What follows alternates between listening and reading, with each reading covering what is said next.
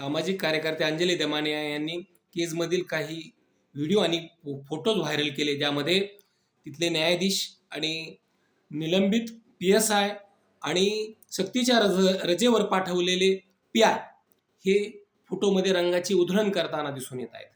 आणि ज्यांच्याकडे संतोष अण्णा देशमुख प्रकरणाचा सुनावणी आहे ते न्यायाधीश यामध्ये आहेत आणि ज्यांना सह आरोपी करण्यात यावं अशी मागणी केली जाते.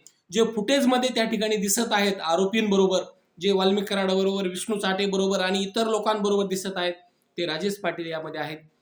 आणि ज्यांनी वारंवार या आरोपींना मदत केलेली आहे असे प्रशांत महाजन देखील या फोटोमध्ये आहेत. आणि त्यामुळे संतोष अण्णाला खरंच न्याय मिळेल का? अण्णाभाऊ साठे यांनी म्हटल्याप्रमाणे इथली न्याय व्यवस्था काहीकांची रखेल झाली आहे. ही संसद देखील हिजड्यांची हवेली झाली आहे. आम्ही व्यथा कोणाकडे मांडायच्या? कारण इथली न्याय व्यवस्था आणि राज्य व्यवस्था भ्रष्टतेने रंगीन झाली आहे.